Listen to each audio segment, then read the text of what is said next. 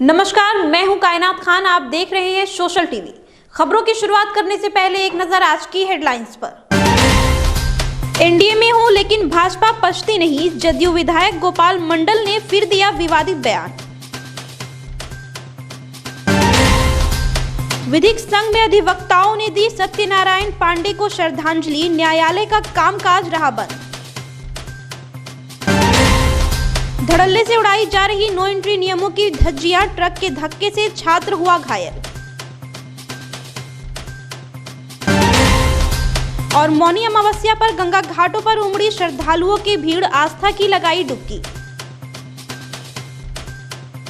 अब खबरें विस्तार से। लगातार 4 बार नवगछिया के गोपालपुर से जदयू विधायक रहे गोपाल मंडल बिहार मंत्रिमंडल के विस्तार में जगह नहीं मिलने से नाराज चल रहे हैं। हालांकि इसके लिए उन्होंने खुद को जिम्मेदार ठहराते हुए कहा, उनके बड़बोलेपन के कारण ही उन्हें मंत्रिमंडल में जगह नहीं मिली। उनकी इच्छा है प्रदेश किसान प्रकोष्ठ का अध्यक्ष बनकर वे किसानों के लिए काम करे। साथ ही उन्होंने भाजपा पर तंज कसते हुए कहा, वे भले एनडीए में हैं लेकिन उन्हें भाजपा नहीं पछती है। अश्विनी चौबे से लेकर सुधा श्रीवास्तव की चर्चा करते हुए उन्होंने अपने आप को मंत्री पद के लिए उपयुक्त उम्मीदवार बताया। गोपाल मंडल ने मुख्यमंत्री से मिलकर खुद को मंत्रिमंडल में शामिल किए जाने की भी बात कही। वो सोचते हैं कि इस जाति से बना दे, इस जाति से बना दे, ये जात हमारा हो जाएगा। हम लोग तो इनका ही, इनका सपोर्ट, इनको छोड़ के कहाँ जाएंगे। भारतीय जनता पार्टी हमको पछता नहीं, भले एनडीए गठबंधन में, राष्ट्रीय जनता दल में हम जाएंगे नहीं। कहाँ जाएंगे, इनके अलावा कहाँ जाएंगे, चाहे मंत्रालय दे या नहीं दे। हम सच्चा सिपाही हैं आदरणीय मुख्यमंत्री जी का, और काम करते हैं पार्टी के लिए। अगर हम पूछ लेते हैं, अगर बनाने वाला होगा तभी तो 4 मंत्रालय की 5 मंत्रालय है उनके पास, दे भी सकते हैं। अगर नहीं देंगे, हम प्रदेश अध्यक्ष से मिल के कल आए हैं, उनको कहें प्रदेश अध्यक्ष जी आप हमको किसान सेल का प्रकोष्ठ, किसान प्रकोष्ठ का ये अध्यक्ष, प्रदेश अध्यक्ष बना दीजिएगा, हम बिहार का राजनीति करेंगे। ये हमारा सोच है, हमको कोई तकलीफ नहीं, कोई कष्ट नहीं। जिला विधिक संघ के पूर्व अध्यक्ष सह भारतीय जनता पार्टी के पूर्व जिला अध्यक्ष सत्यनारायण पांडे का 93 वर्ष की आयु में निधन हो गया। वे भागलपुर न्यायालय में लगभग 50 सालों से अधिवक्ता के रूप में कार्य कर रहे थे। उनके पार्थिव शरीर को न्यायालय परिसर में लाया गया, जहां अधिवक्ताओं ने फूल मालाएं चढ़ाकर श्रद्धांजलि दी। उनके निधन के बाद व्यवहार न्यायालय में कामकाज बंद रहा। पॉक्सो के विशेष लोक अभियोजक शंकर जयकिशन मंडल ने कहा कि श्री पांडे मृदुभाषी के साथ साथ न्यायिक जगत में उनकी काफी प्रतिष्ठा थी। सत्यनारायण पांडे जी का देहांत हो गया, बीमार रहे थे और काफ़ी मतलब कि सरल स्वभाव के थे और यहाँ के वरिष्ठ अधिवक्ता रहे और हमारे जिला विधिक बार संघ के वो अध्यक्ष भी रहे और उनकी बहुत अच्छी कार्यशैली थी। सभी लोग उनसे प्रसन्न थे। जिला व पुलिस प्रशासन की तमाम कवायद के बावजूद शहर में नो एंट्री के नियमों का पालन नहीं किया जा रहा है। गुरुवार की सुबह नो एंट्री में प्रवेश कर एक ट्रक ने शंकर टॉकी चौक पर कोचिंग से लौट रहे एक छात्र को धक्का मार दिया, जिससे वह गंभीर रूप से जख्मी हो गया। घायल अमन साहिबगंज जिले के मिर्जा चौकी का रहने वाला है, जो महादेव सिंह कॉलेज में इंटर की पढ़ाई कर रहा था। स्थानीय लोगों की मदद से उसे पास के प्राइवेट नर्सिंग होम में भर्ती कराया गया, जहां उसका उपचार किया जा रहा है। गाड़ी उधर से आ रहा था, ठीक है, ये जो ट्रक है, इधर से बच्चा ये गली घुस रहा था, क्रॉस कर रहा था, हाथ देके जैसे घुस रहा था, पर ये गाड़ी वाला क्या देखा कि नहीं देखा बच्चा को, बच्चा चढ़ा दिया। एक चक्का में साइकिल था, एक चक्का में बच्चा पूरा घुसा हुआ था। मौनी अमावस्या को लेकर सुल्तानगंज के अजगैबीनाथ धाम के उत्तर वाहिनी गंगा तट पर बिहार एवं झारखंड के विभिन्न जिलों से गंगा स्नान करने लाखों कांवरियों की भीड़ उमड़ पड़ी। मिथिलांचल के कांवरियां अपने आप को पार्वती मैया के वंशज समझते हैं। वे बाबा का तिलक करने सुल्तानगंज के अजगैबीनाथ उत्तर वाहिनी गंगा में स्नान कर जल भरकर बाबा बैद्यनाथ धाम 105 किलोमीटर पैदल चलकर देवघर पहुंचते हैं। सरस्वती पूजा के दिन बाबा बैद्यनाथ को जल अर्पण कर बाबा भोले का तिलक उत्सव मनाते हैं। मौनी अमावस्या की भीड़ को देखते हुए सुल्तानगंज थाना के थाना अध्यक्ष रामप्रीत कुमार ने सुरक्षा के पुख्ता इंतजाम किए थे। वहीं नगर परिषद के सौजन्य से गंगा में साफ सफाई एवं बांस बैरिकेडिंग भी की गई थी। तो उसको स्नान करने से आज पाप दूर हो जाता है। साल भर में एक बार मौनी अमावस्या आती है ये, और इसमें तमाम जो है लोग स्नान करते हैं। और बाकी मिथिलांचल के लोग इधर से आते हैं तो बाबा बैद्यनाथ का तिलक चढ़ाने जाते हैं। तिलका मांझी भागलपुर विश्वविद्यालय के सीनेट हॉल में भारतीय स्वतंत्रता संग्राम के सेनानी तिलका मांझी की 272वीं जयंती मनाई गई। इस मौके पर विश्वविद्यालय के प्रभारी कुलपति डॉक्टर संजय कुमार चौधरी ने कहा, तिलका मांझी ने प्रसिद्ध आदिवासी विद्रोह का नेतृत्व करते हुए 1771 से 1784 तक अंग्रेजों से लंबी लड़ाई लड़ी।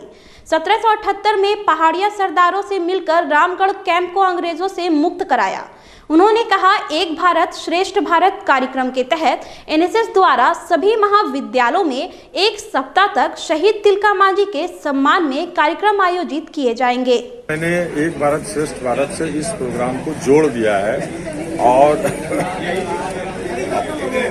हर एक कॉलेज में होने के बाद फाइनली किसी का जन्मदिन ऑर्डिनरी पर्सन तो है नहीं, इनके जन्मदिन 10 दिन तक मननी चाहिए। तो विकट 10 दिन तक हर एक कॉलेज में एक भारत श्रेष्ठ भारत का एनएसएस की तरफ से प्रोग्राम होगा। मौके पर डीएसडब्ल्यू प्रोफेसर राम प्रवेश सिंह, कुलसचिव डॉक्टर निरंजन प्रसाद यादव, प्रॉक्टर रतन मंडल, पीआरओ डॉक्टर दीपक कुमार दिनकर के अलावे कई कॉलेजों के प्राध्यापक मौजूद थे। मांझी जी की ये 271वीं जयंती है। आप ये भी जानते हैं कि वे भारत के प्रथम स्वतंत्रता सेनानी थे, जिनकी शहादत 13 जनवरी 1785 को हुई थी। 11 फरवरी 1750 को उनको जन्म हुआ था। मात्र 35 वर्ष की अवस्था में उन्हें अंग्रेजों ने तिलकपुर के जंगल से युद्ध में गोली मारने के बाद उन्हें घोड़े में खींचते हुए भागलपुर लाया गया था और तिलका मांझी चौक पर बरगद का जो पेड़ था उस पर लटका दिया गया था। तब से लगातार बिहार के लोगों ने, भागलपुर के लोगों ने, आप जानते हैं तिलका मांझी चौक का नाम रखा गया। 100 वर्ष से जिनकी अधिक उम्र भी है वे भी कहते हैं कि तिलका मांझी चौक का नाम पहले से है। अगर आपके पास शैक्षणिक योग्यता है और आप नौकरी की तलाश में हैं, तो आप भागलपुर नियोजनालय में अपना निबंधन करा सकते हैं। 11 फरवरी को पूर्व में निबंधन कराए तकरीबन सैकड़ों छात्र भागलपुर नियोजनालय पहुंचे, जहां सभी छात्रों का इंटरव्यू हुआ।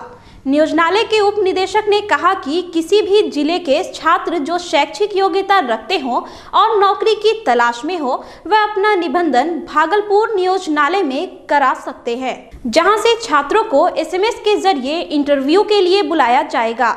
साथ ही शैक्षिक योग्यता के आधार पर देश के किसी हिस्से में जॉब ऑफर किया जाएगा। साथ ही समय समय पर जिले से सभी पंचायतों में कैंप लगाकर छात्रों को जागरूक भी किया जाता है।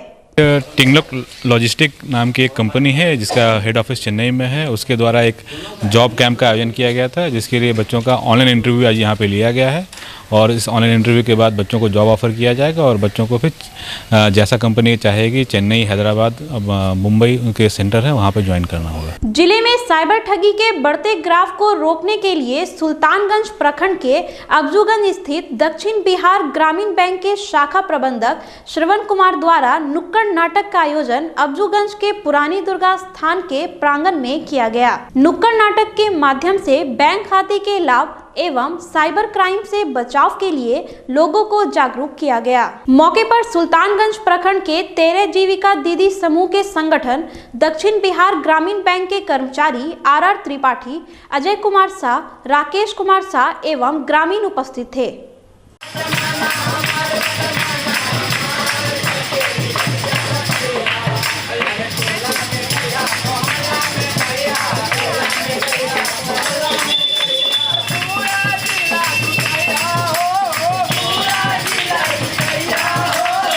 फरवरी को सरस्वती पूजा को लेकर आदर्श थाना कोतवाली में शांति समिति की बैठक आयोजित की गई, जिसकी अध्यक्षता इंस्पेक्टर गजेंद्र कुमार ने की। समिति के सदस्यों ने 17 फरवरी से शुरू होने वाले मैट्रिक परीक्षा को ध्यान में रखते हुए सामान्य ढंग से पूजा मनाने का निर्णय लिया। इंस्पेक्टर गजेंद्र कुमार ने कहा, पूजा में पूरी तरह कोरोना गाइडलाइंस का पालन होगा। सभी प्रतिमाओं का विसर्जन 18 फरवरी तक प्रशासन द्वारा निर्धारित स्थल पर किया जाएगा। बैठक में जयनंदन आचार्य, रेणु देवी, तकी अहमद जावेद के अलावे कई शांति समिति के सदस्य मौजूद थे। बैठक यहाँ के थाना अध्यक्ष हैं गजेंद्र चौधरी है। इसके पहले एसडीओ साहब की बैठक हुई थी। एसडीओ साहब की बैठक में 3-4 बात छन के सामने आई थी। उसमें 3-4 बातों में थी कि 18 तक मूर्ति का विसर्जन करीब कर देना है। उसके बाद नहीं, चूँकि 17 तारीख से मैट्रिकुलेशन का एग्ज़ाम स्टार्ट हो रहा है, तो 17 से जब एग्ज़ाम हो रहा है, 16 तारीख को सरस्वती पूजा है, तो उसमें साउंड प्रदूषण वगैरह नहीं हो और 18 तारीख तक मूर्ति किसी भी तरह विसर्जित कर दी जाए। फिलहाल खबरों में इतना ही। अब मुझे दीजिए इजाजत। नमस्कार।